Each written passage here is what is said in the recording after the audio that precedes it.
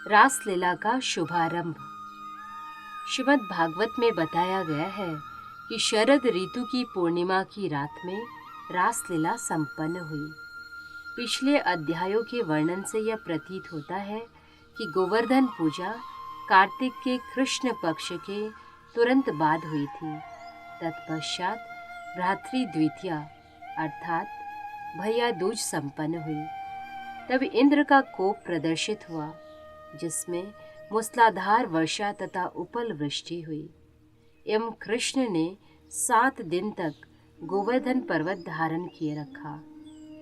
फिर दशमी को वृंदावनवासी आपस में कृष्ण के अद्भुत गुणों का वर्णन कर रहे थे और अगले दिन नंद महाराज ने एकादशी व्रत रखा। अगले दिन द्वादशी को वे गंगा स्नान करने गए, जहाँ वरुण के एक दास ने उन्हें बंदी बना लिया और फिर कृष्ण ने उन्हें मुक्त कराया। तब ग्वालों सहित नंद महाराज को आध्यात्मिक आकाश का दर्शन कराया गया। इस प्रकार शरद ऋतु की पूर्णिमा बीत गई। आश्विन मास की पूर्णिमा शरद पूर्णिमा कहलाती है। श्रीमद् भागवत के वर्णन से ऐसा प्रतीत होता है कि गोपियों के साथ रासलीला का आनंद भोगने के लिए श्री कृष्ण को 1 वर्ष तक प्रतीक्षा करनी पड़ी। चूंकि उन्होंने 7 वर्ष की आयु में गोवर्धन धारण किया था, अतः यह रासलीला 8वें वर्ष में हुई। वैदिक साहित्य से ऐसा प्रतीत होता है कि जब रंगमंच का अभिनेता अनेक नर्तकी बालाओं के साथ नाचता है, तो इस समूह नृत्य को रास नृत्य या रासलीला कहते हैं। जब कृष्ण ने देखा कि शरद ऋतु की पूर्णिमा की रात्रि आ गई और शरद ऋतु अनेक मौसमी फूलों से, विशेषतया मल्लिका फूलों से सजी हुई है, जो अत्यधिक सुगंधित होते हैं, तो उन्हें देवी कात्यायनी के प्रति गोपियों द्वारा की गई प्रार्थनाएं स्मरण हो आई, जिनमें उन्होंने कृष्ण को अपने पति रूप में प्राप्त करने की प्रार्थना की थी। उन्होंने सोचा कि शरद पूर्णिमा की रात्रि ऐसे सुंदर नृत्य के लिए सर्वथा उपयुक्त रहेगी। फलतः पति रूप में कृष्ण को प्राप्त करने की गोपियों की कामना फलवती हो सकेगी। इस प्रसंग में श्रीमद् भागवत में भगवान अपि शब्दों का प्रयोग हुआ है। इसका अर्थ यह हुआ कि यद्यपि कृष्ण श्री भगवान है, उनकी कोई ऐसी कामना नहीं जिसे पूरा करना आवश्यक होगा, क्योंकि वे सदा छहो ऐश्वर्य से पूर्ण हैं। फिर भी वे रासलीला में गोपियों की संगति का आनंद उठाना चाहते थे। भगवान अपि यह बताता है कि यह रासलीला युवकों तथा युवतियों का सामान्य नृत्य न थी। इसके लिए श्रीमद् भागवत में योग माया अप्रशिता विशिष्ट शब्द प्रयुक्त हुआ है, जिसका अर्थ है कि गोपियों के साथ यह नृत्य महामाया स्तर पर नहीं, अपितु योग माया स्तर पर हुआ। इस संसार में युवकों तथा युवतियों का नृत्य महामाया के स्तर पर होता है, किंतु कृष्ण तथा गोपियों की रासलीला योग माया के स्तर पर होती है। योग माया तथा महामाया स्तरों के मध्य अंतर की तुलना चैतन्य चरितामृत में सोने तथा लोहे के अंतर से की गई है। धातु कर्म की दृष्टि से सोना तथा लोहा दोनों ही धात्विक हैं, किंतु उनके गुण सर्वथा भिन्न होते हैं। इसी प्रकार यद्यपि गोपियों के साथ कृष्ण का रास नृत्य सामान्य तरुणों एवं तरुणियों के नृत्य जैसा प्रतीत होता है, किंतु उनके गुण में भेद है। इस भेद को परम वैष्णवजन समझते हैं, क्योंकि वे कृष्ण प्रेम तथा काम में अंतर समझ सकते हैं।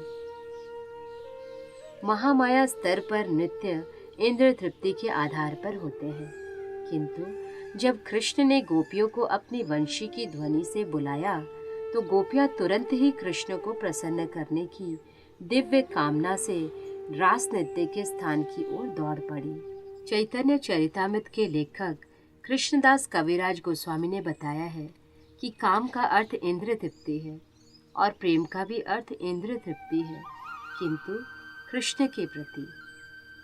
दूसरे शब्दों में, जब व्यक्तिगत इंद्रिय तृप्ति के स्तर पर कर्म किए जाते हैं तो वे भौतिक कर्म कहलाते हैं, किंतु जब वे कृष्ण की तुष्टि के लिए किए जाते हैं तो वे आध्यात्मिक कर्म माने जाते हैं। कर्म के किसी भी स्तर पर इंद्रिय तृप्ति का सिद्धांत तो रहता ही है, किंतु आध्यात्मिक स्तर पर इंद्रिय तृप्ति भगवान कृष्ण के लिए होती है, जबकि भौतिक स्तर पर यह कर्ता के लिए की जाती है। उदाहरणार्थ, भौतिक स्तर पर जब कोई नौकर अपने स्वामी की सेवा करता है तो वह स्वामी की इंद्रियों को तुष्ट करने का प्रयत्न न करके अपनी निजी इंद्रियों की तृप्ति करने का प्रयास करता है। यदि नौकर का वेतन बंद हो जाए तो वह स्वामी की सेवा करना बंद कर देगा। इसका अर्थ यह हुआ कि नौकर स्वामी की सेवा में इसलिए लगा रहता है क्योंकि उसकी अपनी इंद्रियों की तुष्टि होती है, किंतु आध्यात्मिक स्तर पर श्री भगवान का दास उनकी सेवा किसी वेतन के बिना करता है और समस्त परिस्थितियों में सेवा जारी रखता है। कृष्ण चेतना तथा भौतिक चेतना में यही अंतर है। ऐसा प्रतीत होता है कि जब श्री कृष्ण 8 वर्ष के थे तो उन्होंने गोपियों के साथ रास नृत्य का आस्वादन लिया। उस समय अनेक गोपियां विवाहिता थी, क्योंकि प्राचीन काल में विशेषतः भारत में लड़कियों का विवाह कम आयु में कर दिया जाता था। ऐसे अनेक उदाहरण मिलते हैं जहां 12 वर्ष की कन्या ने बालक को जन्म दिया। ऐसी दशा में वे सारी गोपियां जो कृष्ण को पति रूप में चाहती थी पहले से विवाहिता थी। फिर भी वे यह आशा बनाए रही कि कृष्ण उनके पति बनेंगे। कृष्ण के प्रति उनका झुकाव उप स्त्री प्रेम जैसा था। अतः कृष्ण तथा गोपियों के प्रेम व्यापार को परखिया रस कहा गया है। एक विवाहिता पुरुष या स्त्री जो अन्य स्त्री या पुरुष की कामना करते हैं वह भाव परखिया रस कहलाता है। वास्तव में कृष्ण सबों के पति हैं, क्योंकि वे ही परम भोक्ता हैं। गोपियां उन्हें अपने पति रूप में चाहती थी, किंतु तथ्य तो यह है कि उनके लिए समस्त गोपियों के साथ विवाह कर सकना असंभव था। चूंकि गोपियों में कृष्ण को अपने परम पति के रूप में स्वीकार करने की स्वाभाविक प्रवृत्ति थी, अतः कृष्ण तथा गोपियों का संबंध परखिया रस कहलाता है।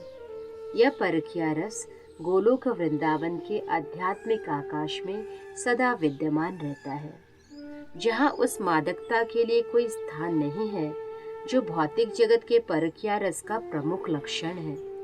भौतिक जगत में परखिया रस अत्यंत गर्हित है, किंतु आध्यात्मिक जगत में यह कृष्ण तथा गोपियों के परमोच्च संबंध के रूप में पाया जाता है। कृष्ण के साथ अनेक संबंध है, स्वामी तथा दास, मित्र मित्र, पिता पुत्र, प्रेमी तथा प्रेमिका, किंतु इन समस्त रसों में परखिया रस सर्वोपरि माना जाता है। यह भौतिक जगत आध्यात्मिक जगत का उल्टा प्रतिबिंब है। यह किसी जलाशय के तट पर खड़े हुए वृक्ष के प्रतिबिंब के समान है, जिसमें वृक्ष का शीर्ष भाग सबसे नीचे दिखता है। इसी प्रकार जब परखिया रस उल्टा प्रतिबिंबित होता है तो वह अत्यंत घृणित बन जाता है। अतः जब लोग कृष्ण तथा गोपियों के रास नृत्य का अनुकरण करते हैं तो वे दिव्य परखिया रस के उल्टे घृणित प्रतिबिंब को ही भोगते हैं।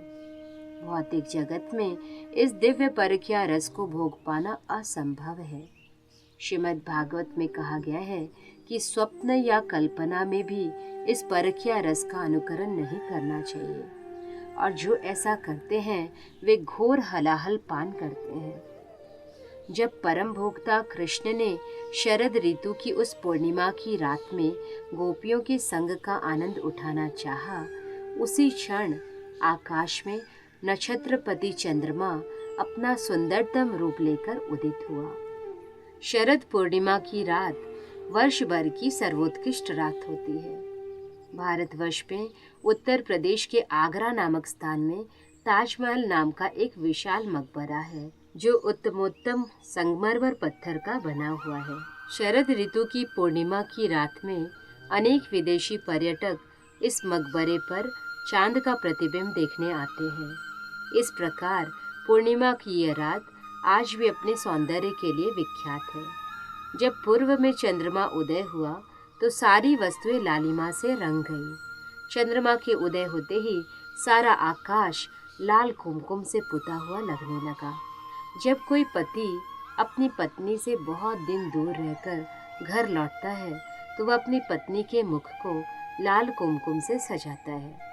शरद ऋतु का यह चिर प्रतीक्षित चंद्रोदय पूर्वी आकाश को रंजित कर रहा था। चंद्रोदय के कारण गोपियों के साथ नृत्य करने की श्री कृष्ण की इच्छा बलवती हो उठी। सारे जंगल सुगंधित पुष्पों से लदे थे। वातावरण शांतिदायक तथा आनंदप्रद था। जब कृष्ण अपनी बांसुरी बजाने लगे तो सारे वृंदावन की गोपियां मोहित हो गईं। पूर्ण चंद्रोदय, लाल क्षितिज, शांत वातावरण तथा खिलते हुए पुष्पों के कारण वंशी ध्वनि के प्रति उनका आकर्षण 1000 गुना बढ़ गया। समस्त गोपियां स्वभाव से ही कृष्ण सौंदर्य के प्रति अत्यधिक आकृष्ट थी। अतः जब उन्होंने वंशी की ध्वनि सुनी तो वे कृष्ण की इंद्रियों की तुष्टि के लिए अधीर हो उठे। वंशी की ध्वनि सुनते ही उन सबों ने अपने कामकाज बंद कर दिए और उस स्थान की ओर चल दी जहाँ कृष्ण खड़े थे। जब वे अत्यंत तेजी से दौड़ रही थी तो उनके कान के झुमके हिलडुल रहे थे। वे सब वंशीवट नामक स्थान की ओर लपकी। उनमें से कुछ दूध दुह रही थी, किंतु वे आधे में ही दोहना छोड़कर तुरंत ही कृष्ण के पास गई। एक तुरंत ही दूध दुहकर उसे दोहनी में रखकर गर्म करने जा रही थी, किंतु उसने इसकी परवाह नहीं की कि दूध उबलकर गिर जाएगा और वह तुरंत ही कृष्ण का दर्शन करने चल पड़ी। उनमें से कुछ गोपियां अपने बच्चों को स्तनपान करा रही थी और कुछ अपने पारिवारिक सदस्यों को भोजन परोस रही थी, किंतु उन सबों ने सारे कामकाज छोड़ दिए और वे तुरंत उस स्थान की ओर दौड़ पड़ी जहां कृष्ण वंशी बजा रहे थे। कुछ गोपियां अपने पतियों को भोजन परोस रही थी और कुछ स्वयं भोजन करने बैठी थी, किंतु उनमें से किसी ने ना तो अपने पति की और ना ही अपने खाने की परवाह की और वे तुरंत वहां से चल पड़ी। कुछ कृष्ण के पास जाने के पूर्व अपने अपने मुखों में अंगराग लगाकर सुंदर वस्त्र पहनना चाहती थी, किंतु कृष्ण से मिलने की बेचैनी के कारण वे ना तो मुख में अंगराग लगा पाई और न ठीक से वस्त्र पहन पाई। उनके मुखमंडल जल्दीबाजी में सजाए गए थे। कुछ गोपियों ने तो अपने वस्त्रों को उल्टे ही पहन लिया, जिससे निम्न भाग का वस्त्र ऊपर और ऊपर का भाग नीचे हो गया था। इस प्रकार से जब गोपियां अपने अपने घरों को हड़बड़ी में छोड़ रही थी तो उनके पति, भाई तथा पिता सभी ठगे के ठगे रह गए और सोचने लगे कि वे सब की सब कहाँ जा रही हैं। तरुणी होने के कारण उनकी रक्षा का भार या तो उनके पतियों या फिर बड़े भाइयों या पिताओं पर था। उन सबके संरक्षकों ने उन्हें कृष्ण के पास जाने से मना किया, किंतु उन्होंने परवाह नहीं की। जब मनुष्य कृष्ण के प्रति आकृष्ट होता है और पूर्ण कृष्ण भावनामृत में रहता है तो वह किसी सांसारिक कार्य की परवाह नहीं करता।